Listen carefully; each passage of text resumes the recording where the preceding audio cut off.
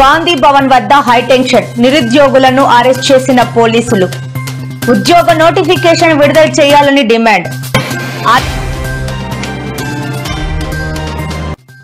అల్పపీడనం ఎఫెక్ట్ నేడు పలు జిల్లాలకు భారీ వర్ష సూచన వెల్లడించిన ఐఎండీ శాఖ అధికారులు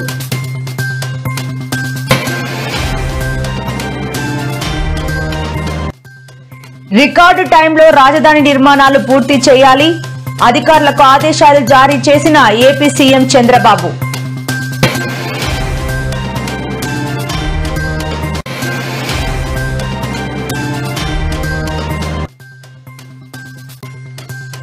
తెలంగాణ ఆర్టీసీలో ఆధార్ అడ్డంకి ఉచిత బస్సు ప్రయాణంపై కొత్త షరతులు నేడు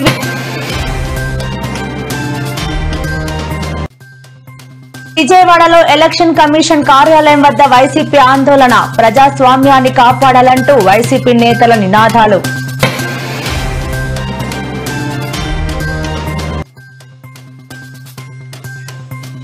మంత్రి పదవిపై మరోసారి కోమటిరెడ్డి సంచలన వ్యాఖ్యలు తనకు మంత్రి పదవి ఇవ్వాల్సిందేనని డిమాండ్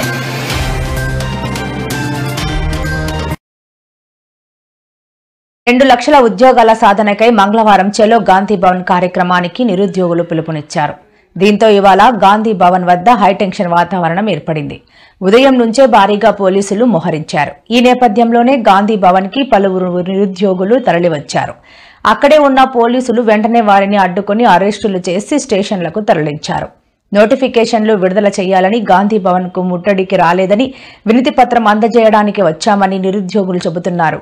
జాబ్ క్యాలెండర్ ప్రకారం ఉద్యోగ నోటిఫికేషన్ విడుదల చేయాలని ఈ సందర్భంగా నిరుద్యోగులు డిమాండ్ చేశారు. కాంగ్రెస్ వచ్చిన 18-19 నెలలు అవుతుంది. ఎట్లా ఉంది మార్పు కావాలని నిరుద్యోగులు పదే కోరుకున్నారు. ఎట్లా ఉంది మార్పు? ఏ ఒక్క మంత్రి గాని ముఖ్యమంత్రి గాని ఎమ్మెల్యే గాని ఎవ్వరు బయటపడ్డా గానీ కాలర్ పట్టుకుని కొట్టేట్టున్నారు నిరుద్యోగులు ఒక్కొక్కరు. ఎందుకంటే వీళ్ళు సంవత్సరంలోపు 2 లక్షల ఉద్యోగాలు ఇస్తామని చెప్పేసి కూడా నిరుద్యోగులను ఎంత మోసం చేశారంటే అంత మోసం చేశారు వీళ్ళు. ఒక్క నిరుద్యోగి కూడా ఈ రోజు ప్రతి ఒక్క నిరుద్యోగి కూడా కాంగ్రెస్ పార్టీ వ్యతిరేకంగా ఉన్నాడు. మీరు బయట పడితే మిమ్మల్ని పట్టుకొని బరాబర్ మీ ఈపులు చింతపడే కొట్టేట్టున్నారు.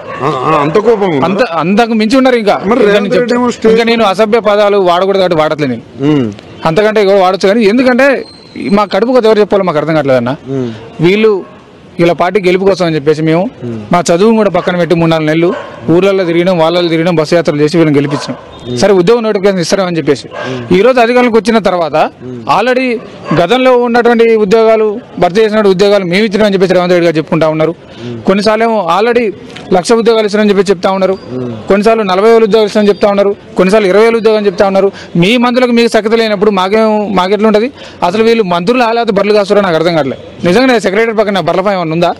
నాకు నిజంగా అట్లా అనిపిస్తా ఉంది. ఎందుకంటే వీళ్ళు బర్రెలు కాస్తారో లేకపోతే వీళ్ళు మంత్రులు ఏం అర్థం కనిపిస్తా ఉన్నది. ఎందుకన్నా వస్తుందంటే ఒక మంత్రి 20,000 ఉద్యోగాలు భర్తీ చేస్తూ ఉంటాడు, ఇంకొక మంత్రి 40,000 ఉద్యోగాలు అంటున్నాడు, ఒక మంత్రి 1,00,000 ఉద్యోగాలు అంటున్నాడు. ఇలా ఏది నమ్మాలన్నా మేము? ఇప్పుడు మీరు పరిపాలన చేస్తున్నప్పుడు అడ్మినిస్ట్రేషన్ ఎంత స్ట్రాంగ్ ఉండాలి, ఎంత మంచిగా ఉండాలి, ఎంత నీట్గా ఉండాలి. మీకు సఖ్యత లేకుండా మాట్లాడుకుంటే మీరు ప్రజలకేం సంతోషం ఇస్తున్నారు? నిరుద్యోగ మీరు ఎట్టి పరిస్థితుల్లో 2 లక్షల ఉద్యోగాలు ఇస్తాను నమ్మకం ఎవరికైనా ఉందో ఎక్కడన్నా ఉన్నదా? మరి ఏం చేయాలి 2 లక్షల ఉద్యోగాల కోసం? మరి ఏం చేయమంటారు మీరు చెప్పండి అన్న. మీరు లీడరే, ఉద్యమ లీడరే కదా. 2 లక్షల ఉద్యోగాల కోసం మమ్మల్ని ఏం చేయమంటే అది చేస్తాం. మీరే మాట్లాడాలి, మీరే చెప్పాలి. అది వినటానికే నేను ఉన్నది. ఇప్పుడు కాదన్నా, నువ్వు కూడా ఉద్యమకారుడు కదా. ఉద్యమకారుడు కానీ ఇప్పుడు ప్రభుత్వంలో ఉన్న కదా, మీ తరఫున కాకుండా మీది వినడమే నా బాధ్యత. నేనేమంటున్నా అంటే మా 2 లక్షల ఉద్యోగాల కోసం మీరు ఆమరణ దీక్ష మొదలు పెట్టండి.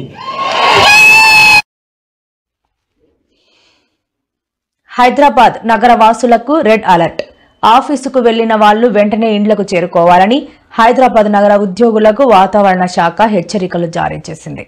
ఇవాళ మధ్యాహ్నం 3 గంటల్లోపు ఇండ్లకు చేరుకోవాలని హెచ్చరించింది. సాయంత్రం భారీ నుంచి అతి భారీ వర్షం హైదరాబాద్లో కురుస్తుందని వాతావరణ శాఖ స్పష్టం చేసింది. ఇక సాయంత్రం షిఫ్ట్ ఉన్న వాళ్లు వర్క్ ఫ్రం హోం చేసుకోవాలని వాతావరణ శాఖ సూచనలు చేసింది. అత్యవసరం అయితే తప్పితే బయటకు రాకూడదని వారిని కూడా ఇచ్చింది. ఇవాళ సాయంత్రం హైదరాబాద్లో కుండపోత వర్షం గ్యారంటీ అని వెల్లడించింది.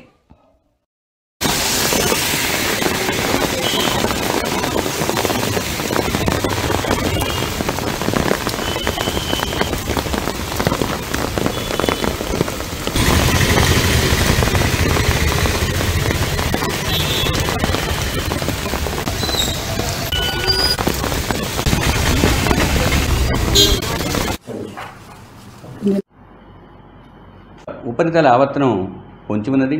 దీని ప్రభావంతో రాబోయే 24 గంటలు అనగా 13వ తేదీన పశ్చిమ మధ్య బంగాళాఖాతం, దానికి ఆనుకుని ఉన్న వాయువ్య బంగాళాఖాతంలో ఒక అల్పపీడనం ఏర్పడే అవకాశం ఉన్నది. ఈ అల్పపీడనం తదుపరి 2 రోజుల్లో మరింత బలపడి సుస్పష్టంగా మారే అవకాశం కనిపిస్తుంది. దీనితో పాటుగా ఉత్తర అంతర్గత కర్ణాటక మీదుగా 5.8 కిలోమీటర్ల ఎత్తులో ఉపరితల ఆవర్తనం కొనసాగుతుంది. ఈ ఉపరితల ఆవర్తనం నుంచి తూర్పు పశ్చిమ ద్రోణి అనగా east west zone, trough zone అన్నది పశ్చిమ మధ్య బంగాళాఖాతం మీదున్న ఉపరితల ఆవర్తనం మీదుగా ఉండటం వలన ఈ పరిస్థితుల వల్ల రాష్ట్రంలో రాబోయే వారం రోజులు కూడా వర్షాలు పడే అవకాశం ఉన్నది. ఈరోజు రాష్ట్రంలో ముఖ్యంగా కోస్తా జిల్లాల్లో పలు ప్రాంతాలలో తేలికపాటి నుంచి మోస్తరు వర్షపాతం, రేపు ఎల్లుండి అత్యధిక ప్రాంతాలలోనూ, తదుపరి 4వ రోజున పలు ప్రాంతాలలోనూ, వారంలో చివరి 3 రోజులు కొన్ని ప్రాంతాలలోనూ తేలికపాటి నుంచి మోస్తరు వర్షపాతం నమోదయ్యే అవకాశం ఉంది. వీటితో పాటుగా ఉరుములు మెరుపులుతో కూడిన వాతావరణం రాబోయే 5 రోజులు ఉండే అవకాశం ఉంది. మరియు సుస్థిరమైన బలమైన నైరుతి గాలులు రాబోయే 5 రోజులు 40 నుంచి 50 కిలోమీటర్ల వేగంతో వీచే అవకాశం కనిపిస్తుంది. ముఖ్యంగా రాష్ట్రంలో రాబోయే 24 గంటల్లో పార్వతీపురం మన్యం, అల్లూరి సీతారామరాజు, పశ్చిమ గోదావరి, అనకాపల్లి, ఏలూరు, ఎన్టీఆర్, కృష్ణా, గుంటూరు, బాపట్ల, పల్నాడు, ప్రకాశం, పొట్టి శ్రీరాములు, నెల్లూరు, తిరుపతి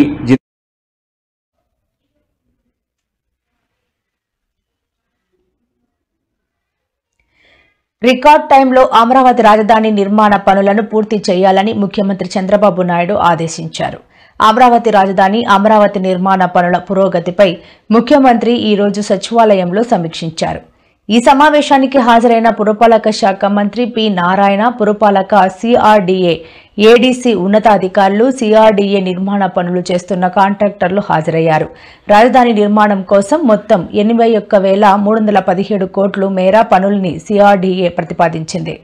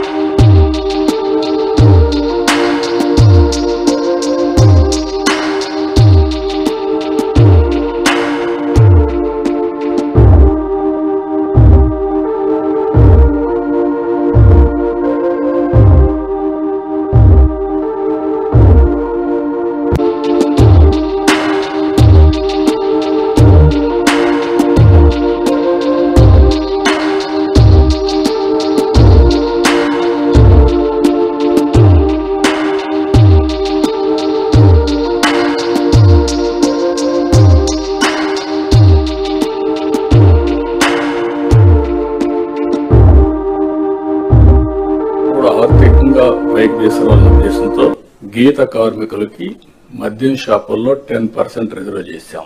ఇది కాకుండా అర్చకుల జీతాలు 10,000 నుంచి 15,000 చేశాం. నాయి బ్రాహ్మణ్ జీతాలు 15,000 నుంచి 25,000 రూపాయలు చేశాం. చేనేతలకు జీఎస్టీ ఎత్తివేశాం. 200 రూపాయలు హ్యాండ్లూమ్ కి, అదే మరిగా పవర్ లూమ్స్ కి 500 రూపాయలు పవర్ సబ్సిడీ కూడా ఇచ్చాం. గృహ నిర్మాణానికి అదనంగా బీసీలకు, అదే మరి ఎస్సీలకు 50,000, ఎస్టీలకు 75,000 రూపాయలు ఇచ్చాం. ఇమాములకు 10,000, మౌజములకి 5,000. పులివెందుల ఒంటిమిట్ట జెడ్పీటీసీ ఉప ఎన్నికలపై విజయవాడలోని ఎలక్షన్ కమిషన్ కార్యాలయం ముందు వైసీపీ నేతలు ధర్నాకు దిగారు. జెడ్పీటీసీ ఉప ఎన్నికల్లో అక్రమాలు జరుగుతున్నాయని ఈసీకి వారు ఫిర్యాదు చేశారు. ఈ సందర్భంగా మాజీ మంత్రి అంబటి రాంబాబు మీడియాతో మాట్లాడుతూ చరిత్రలో ఇంత దారుణమైన ఎన్నికలను తన చరిత్రలో చూడలేదని అన్నారు. ఓటర్లు పోలీసుల కాళ్లు పట్టుకుని వారి ఓటు హక్కును వినియోగించుకునేలా అవకాశం ఇవ్వాలని ప్రాధేయపడాల్సి వస్తోందని మండిపడ్డారు. టీడీపీ ఈసీ పోలీసులు కలిసిపోతే చేసేదేమీ లేదని ఆవేదన వ్యక్తం చేశారు. టీడీపీ దుర్మార్గాలను అర్థం చేసుకుని ప్రజలు సమాధానం చెప్పే రోజు వస్తుందని హెచ్చరించారు. పులివెందుల ఒంటిమిట్ట ఈ 2 జెడ్పీటీసీ ఎన్నికలు పోలింగ్ 7 గంటలకు ప్రారంభమైంది. ఇప్పుడు 12 అవుతా ఉంది. పోలింగ్ ప్రారంభం దగ్గర నుంచి ఒక పెద్ద అరాచకం రాజ్యమేలేటటువంటి పరిస్థితిలో ఇవాళ కనిపిస్తూ ఉంది. వైఎస్ఆర్ కాంగ్రెస్ పార్టీకి సంబంధించినటువంటి ఏజెంట్లు కానీ లేదు ఓటర్లు కానీ ఆ బూతుల్లోకి వెళ్ళకోకుండా ఉండే విధంగా ఒక పద్ధతి ప్రకారం తెలుగుదేశం పార్టీ పోలీసులు కలిసికట్టుగా కుట్ర చేసి ఒక వ్యూహం ప్రకారం ఉదయం నుంచి అమలు చేస్తున్నారు. మా పార్టీకి సంబంధించిన ఏజెంట్లు ఎవరైతే ఉన్నారో ఆ ఏజెంట్లు పోలింగ్ బూతుల్లోకి వెళ్తారు 7 గంటల ముందు. ఎక్కడా కూడా మా ఏజెంట్స్ని అలౌ చేయలేదు. 1-2 చోట్ల మా ఏజెంట్లు వెళ్ళిన తర్వాత కూడా వారిని దౌర్జన్యంగా పోలీసుల సహాయంతో ఇతర ప్రాంతాల నుంచి వచ్చినటువంటి తెలుగుదేశం కార్యకర్తల నుండి గుండాల నుండి ఇతర ప్రాంతాల నుంచి అంటే పులివెందుల నియోజకవర్గానికి సంబంధం లేని వాళ్ళు, పులివెందుల జెడ్పీటీసీ పరిధిలో సంబంధం లేని వాళ్ళు, జమ్మలమడుగు నుంచి ఇతర నియోజకవర్గాల నుంచి వందలాది మంది వచ్చి పోలీసుల సహకారంతో మా ఏజెంట్లను లాగివేసే పరిస్థితి తీసుకురావడం అనేది చాలా దురదృష్టకరమైనటువంటి పరిణామంగా మేము భావిస్తున్నాం.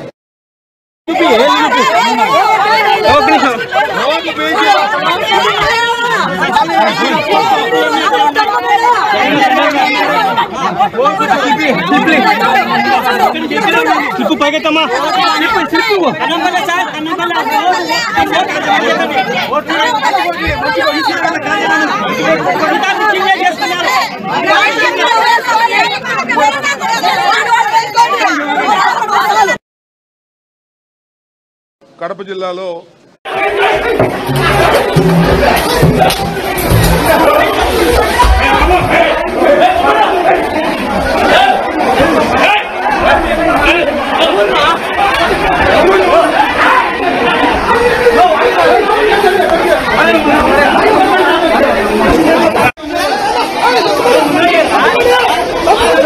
ఏం జరిగింది?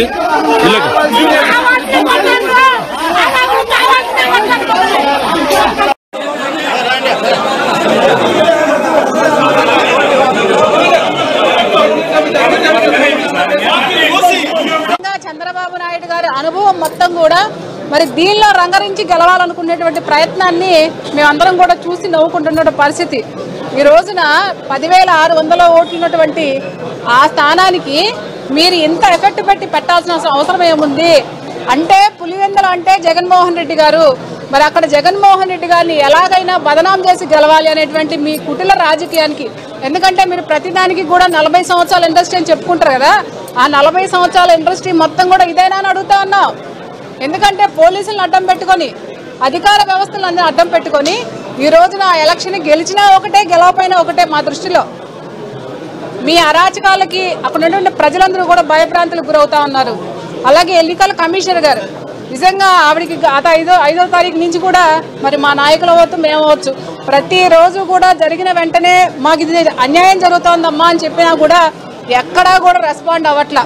అంటే ఈ తీరు ఎలా ఉంది అని అంటే, మొత్తం కూడా కూటమి ప్రభుత్వం కనుసన్నల్లోనే ఈ పరిపాలన మొత్తం కూడా జరుగుతూ ఉంది. దీన్ని మేము తీవ్రంగా ఖండిస్తూ ఉన్నాం. ఎందుకంటే ప్రజాస్వామ్యంలో ఓటు వేసుకున్నటువంటి హక్కు ప్రతి ఒక్కరికి ఉంటుంది. ఇవాళ ఆ ఓటు హక్కు అనేటువంటిది మీరు కాలరాసి మీ ఇష్టం వచ్చినట్టు ఓట్లు వేసుకుంటున్నారనంటే మీరు అక్కడ గెలిచినా కూడా ఓడినట్టు లెక్కైనటువంటిది మీరు అర్థం చేసుకోవాలా. ఇన్ని అఘాయిత్యాలు, ఇంతమంది మీద దౌర్జన్యాలు, ఇంతమంది మీద దాడులు చేయాల్సిన అవసరం ఏముంది? అక్కడ జగన్మోహన్ రెడ్డి గారే ఈ పార్టీకే గెలిచారు అనేటువంటిది ప్రజలు అనుకుంటా ఉన్నారు. మీరు మాత్రం జగన్మోహన్ రెడ్డి గారిని ఓడగొట్టలేక ఇలాంటి కుటుంబ రాజకీయాల్ని మేమందరం కూడా తీవ్రంగా ఖండిస్తా ఉన్నాం. ఇది రాబోయే రోజుల్లో అది మళ్ళీ మీకే ఎదురవుతుందని కూడా ఈ సందర్భంగా తెలియజేస్తాను. ఎందుకంటే మీరే ప్రతిదీ కూడా చూపిస్తా ఉన్నారు ప్రజలకి. ప్రజలు ఏమీ సామాన్యులు కాదు.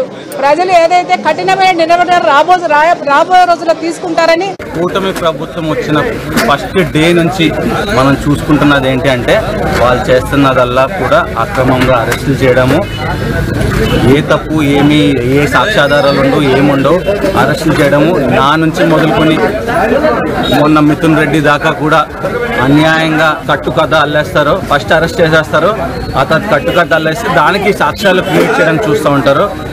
ఈ రకంగానే మొత్తం కూటమి ప్రభుత్వం సంవత్సరం 14 నెలల పాలన సాగించిన విషయం మనందరికీ తెలిసిందే. ఈరోజు పులివెందులలో ఏదైతే ఎలక్షన్ జరుగుతుందో దాంట్లో కూడా అక్రమంగా అవినాష్ రెడ్డి గారిని ఎటువంటి కారణం లేకుండా కూడా శాంతియుతంగా వాళ్ళు ఎలక్షన్ ప్రచారం చేసుకుని ఎలక్షన్ ప్రచారం కూడా ముగిసిపోయింది. ఈరోజు ఇంకా మిగిలింది ఏంటి అంటే డైరెక్ట్ ఇంకా పోలింగ్ బూత్లకు వెళ్ళి ఓట్లు వేయడం. అలాంటి ఒక కీలకమైన ఘట్టం దగ్గర వాళ్ళని తీసుకెళ్లి అరెస్ట్ చేయడము, లేకపోతే ఎలక్షన్లో నిలబడిన క్యాండిడేట్ని హౌస్ అరెస్ట్ చేయడం. ఇప్పుడు దాకా అసలు ఎక్కడ చూసామా? క్యాండిడేట్ని హౌస్ అరెస్ట్ చేయడం ఏంటండి బాబు, ఎంత దారుణమా? క్యాండిడేట్ని హౌస్ అరెస్ట్ చేయడము, ఎంపీ అవినాష్ రెడ్డి గారిని అరెస్ట్ చేయడము ఎటువంటి కారణం లేకుండా. ఇదంతా కూడా ప్రజలందరూ కూడా గమనిస్తున్నారు. ఇదంతా దేనికి నిదర్శనం అంటే చంద్రబాబు నాయుడు యొక్క నిరంకుశ పాలనకి ఇదంతా నిదర్శనం. పొద్దుటి నుంచి మనం అందరం చూస్తూనే ఉన్నాం, ఆంధ్ర రాష్ట్ర ప్రజలు కూడా చూస్తున్నారు. ఈరోజు ఎలక్షన్ కమిషన్ దగ్గరికి మా నాయకులు మా పెద్దలందరం కలిసి వచ్చి ఎలక్షన్ కమిషన్కు కూడా తెలియచేయటం జరుగుతుంది. కానీ ఎప్పుడైతే నామినేషన్లు మొదలైన దగ్గర నుంచి మా ఎమ్మెల్సీల మీద మా నాయకుల మీద దాడులు జరుగుతున్నాయి. ప్రతి రోజు వస్తున్నామో ఎలక్షన్ కమిషన్కి మా గోడు వెలబుచ్చుకుంటున్నాం. కానీ ఇంతవరకు ఎక్కడ న్యాయం జరిగిన దాఖలాలే లేవు. మేడం గారికి వెళ్తాము, వెళ్ళి రిప్రజెంటేషన్ ఇస్తాము, అక్కడ ఏం జరుగుతుంది, ఏ అన్యాయం జరుగుతుంది అన్నది క్లుప్తంగా చెప్తున్నాము. కానీ ఆమె వెంటనే అక్కడ ఉన్న స్థానిక కలెక్టర్తో నేను మాట్లాడాను, పక్షపాతాన్ని చూపిస్తున్నారు.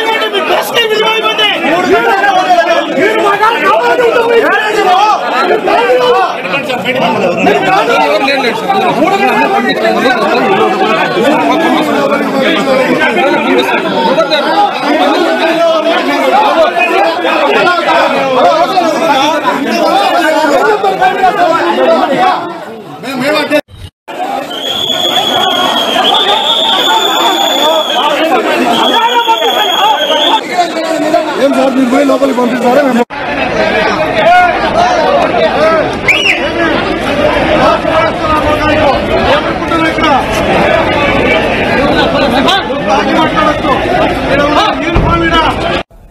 వాటర్ స్లిప్ కూడా తీసుకున్నారు, అయినా కూడా ఓటు వేసుకోలేనటువంటి పరిస్థితి.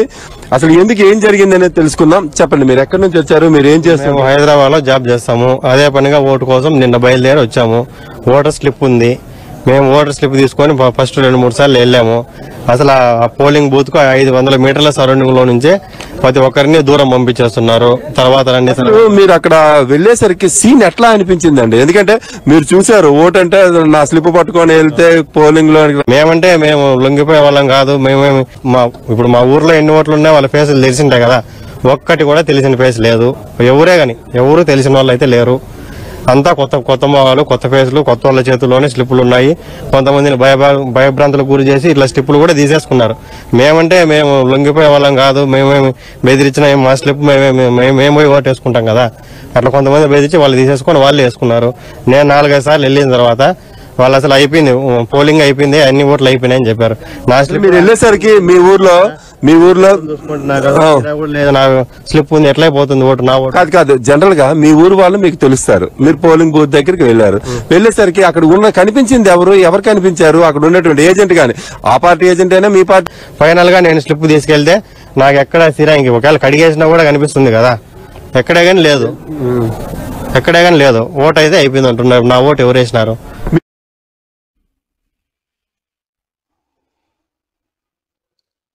తెలంగాణలో సంచలనం సృష్టిస్తున్న ఫోన్ ట్యాపింగ్ వ్యవహారంలో తాజాగా మరో కీలక పరిణామం చోటు చేసుకుంది. ఈ కేసులో తనపై నిరాధార ఆరోపణలు చేశారంటూ కేంద్ర మంత్రి బండి సంజయ్కి బీఆర్ఎస్ వర్కింగ్ ప్రెసిడెంట్ మాజీ మంత్రి కేటీఆర్ లీగల్ నోటీసులు పంపారు.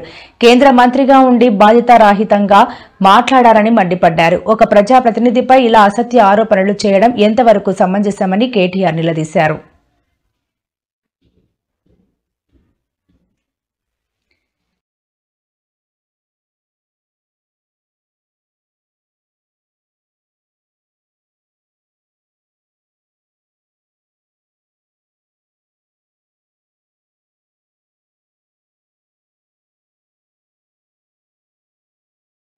ఇష్టం వచ్చినట్టు మాట్లాడుతున్నాడు మా కేటీఆర్ గారి మీద. ఆయన చాలాసార్లు చెప్పారు కేటీఆర్ గారు, ఫోన్ ట్యాపింగ్ మాకు సంబంధం లేదు, ఇది అధికారులకు సంబంధించిన విషయం, ఇంటెలిజెన్స్ వ్యవస్థకు సంబంధించిన విషయం, మాకు సంబంధం లేదు అని చెప్పినాడు. అయినా సరే కేంద్ర మంత్రి హోదాలో ఉండి ఒక బజారు మనిషిలా బజారు భాష మాట్లాడుతూ చిల్లరగా మాట్లాడుతూ ఇవాళ కేటీఆర్ గారి మీద ఇష్టమైనటువంటి నిరాధారమైన నిందలు చేసినాడు. నువ్వు అట్లనే మాట్లాడితే బండి సంజయ్ నీకు ఆ పదవికి నువ్వు అర్హుడి కాదు. ఆ పదవి గౌరవం పెంచు. బీసీ రిజర్వేషన్ల సాధన కోసం త్వరలోనే కార్యాచరణ ప్రకటిస్తామని బీఆర్ఎస్ ఎమ్మెల్సీ కల్వకుంట్ల కవిత వెల్లడించారు. బంజారాహిల్స్ లోని తెలంగాణ జాగృతి కార్యాలయంలో తెలంగాణ జాగృతి యూపీఎఫ్ నాయకులు ఇతర బీసీ నాయకులతో ఎమ్మెల్సీ కవిత సమావేశం నిర్వహించారు. ఈ సందర్భంగా మాట్లాడుతూ Congress party Kamareddy BC declaration అమలు చేయకుండా బీసీలను వంచాలని చూస్తున్నదని ఆరోపించారు.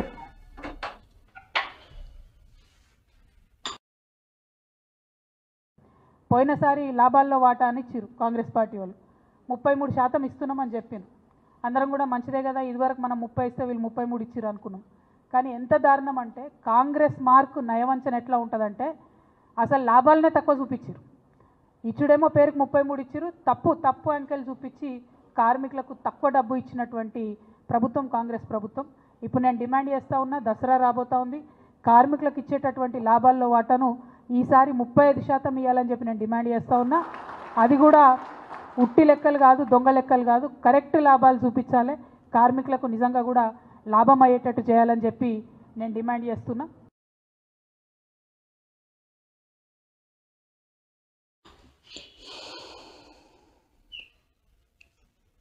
మునుగోడు ఎమ్మెల్యే కోమటిరెడ్డి రాజగోపాల్ రెడ్డి మరోసారి సంచలన వ్యాఖ్యలు చేశారు. మంత్రి పదవి ఇస్తానని నాకు పార్టీ మాటిచ్చిందని మంత్రి పదవి ఇవ్వడానికి సమీకరణాలు కుదరటం లేదని అంటున్నారు.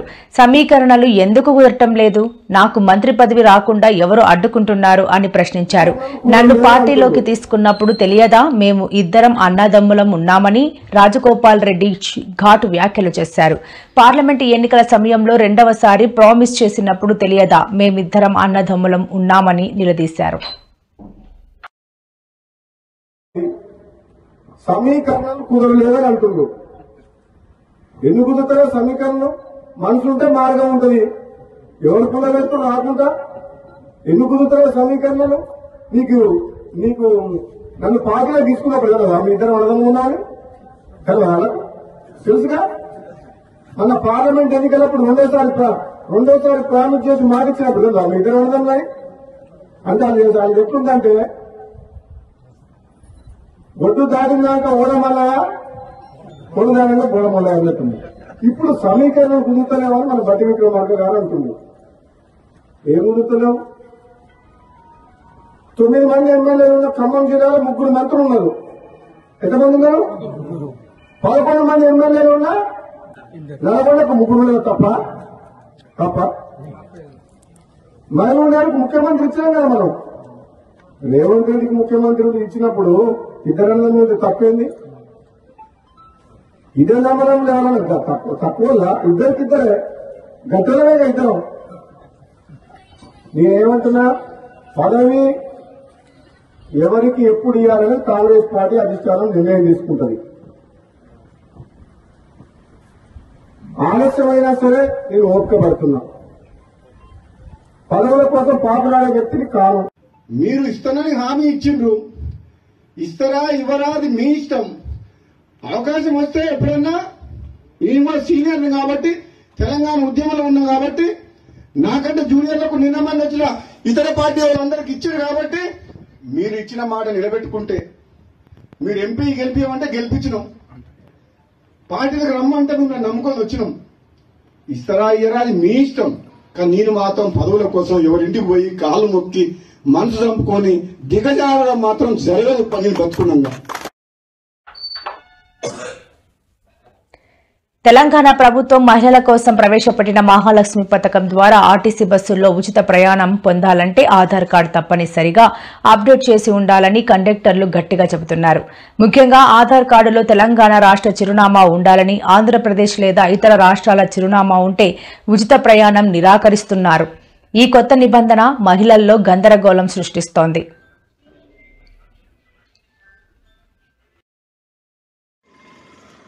మేము సూర్యాపేట నుంచి నల్గొండ పోయే దారిలో వెళ్తుంటే ఆధార్ కార్డు అప్డేట్ లేదని చెప్పేసి చిన్నపిల్ల తల్లి జ్వరం వచ్చిన వాళ్ళని, ఆపరేషన్ అయిన వాళ్ళని ఆధార్ కార్డులు మీ అప్డేట్ కాలేదని చెప్పేసి నడి రోడ్డు మీద హైవే మీద దించిపోయారు.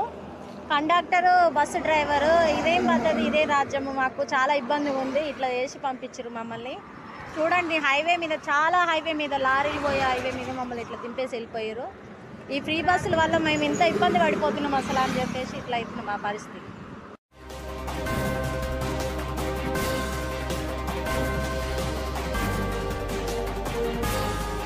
ఆంధ్రప్రదేశ్ రాష్ట్ర ప్రభుత్వ ఆశా వర్కర్ల సంక్షేమం కోసం 3 ముఖ్యమైన నిర్ణయాలు తీసుకుంది. ఇందుకు సంబంధించిన ఉత్తర్వులను కూడా ఈ రోజు ప్రభుత్వం జారీ చేసింది. తాజాగా జారీ అయిన ఉత్తర్వుల్లో మొదటి 2 ప్రసవాల కోసం 80 రోజులు 6 నెలలు పూర్తి జీతంతో ప్రసూతి సెలవులు ఇవ్వనున్నారు. 2 ఆశా వర్కర్ గా పనిచేయడానికి గరిష్ట వయస్సు 62 సంవత్సరాలుగా నిర్ణయించారు.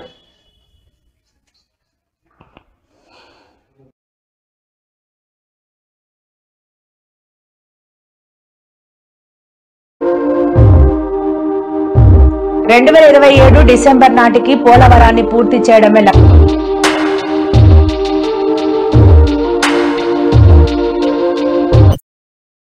లక్ష్యమన్నారు మంత్రి నిమ్మల రామానాయుడు. పోలవరం ప్రాజెక్టు పనులను త్వరగా పూర్తి చేయాలని అధికారులను ఆదేశించారు. ఈ సందర్భంగా మీడియాతో మాట్లాడిన ఆయన డయాఫ్రమ్ వాల్ పొడవు 1396 మీటర్లకు 500 మీటర్ల నిర్మాణం పూర్తి అయినట్లు తెలిపారు. అలాగే 3 ట్రెంచ్ కట్టర్లు, 3 గ్రాబర్లలో డయాఫ్రంట్ వాల్ నిర్మాణ పనులు వేగంగా జరుగుతున్నాయని పేర్కొన్నారు. From Rockfill Dam, Gap 1 on the left bank of River Godavari. This segment stretches over half a kilometer and features a moderate depth of diaphragm wall that runs for a length of 400 meters in clay seed bed. Designed to securely anchor the diaphragm into the rock below the clay bed. From the foundation level, the dam rises to nearly 10 to 13 stories high. Its narrow central spine is built for 1 ECRF dam.